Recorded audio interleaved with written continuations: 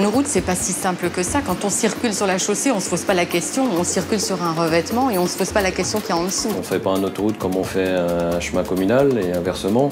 Le schéma est simple, ça reste du bitume, du caillou et des sables. Mais après, c'est plus complexe. C'est toute une installation, c'est toute une industrie.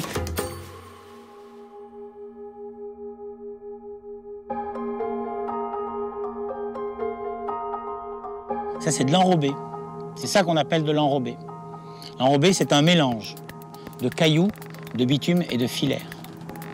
Et c'est un mélange qui est parfaitement mélangé, qui est homogène et qui, une fois refroidi, a cet aspect-là, qui est relativement lisse et qui permet d'avoir une circulation très confortable.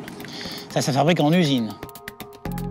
Les usines d'enrobé produisent le revêtement de la majorité des routes. Elles sont construites au plus près des zones en plein développement.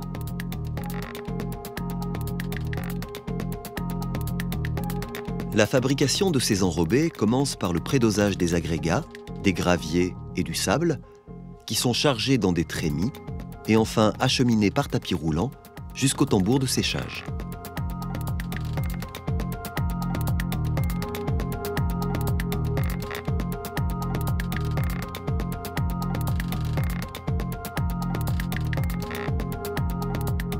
Les sables et graviers sont chauffés dans un tambour rotatif à l'aide d'un brûleur généralement à gaz pour évacuer l'humidité résiduelle et porter la température à 150 degrés.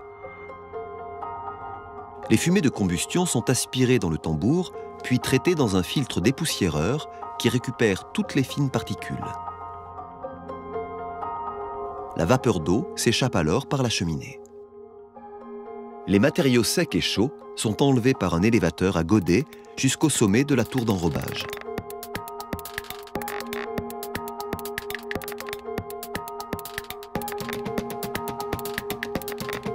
Les équipements de dosage et des bascules déversent les matériaux et le bitume dans le malaxeur qui réalise la gâchée de l'enrobé.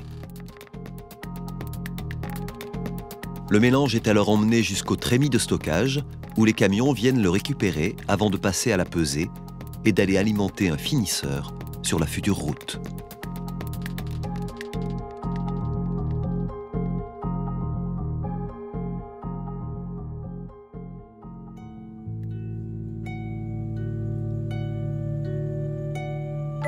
On a des spécialistes ici de l'urbanisme, de l'environnement, de la prévention. On s'est tous mis autour d'une table pour essayer de faire le meilleur projet possible avec tout ça. Ce sont toujours des sujets qui sont extrêmement transverses et qui nécessitent justement l'intégration des savoir-faire des uns et des autres. Je crois que ça, c'est l'intérêt d'un groupe comme le nôtre. On a pratiquement 400 centrales d'enrobage dans le monde et on a acquis une très très grande expérience sur l'outil industriel, à la fois sur le plan technique, quelles sont les meilleures dispositions pour faire des enrobés dans de bonnes conditions, et également quelles sont les meilleures solutions pour bien l'intégrer dans l'environnement.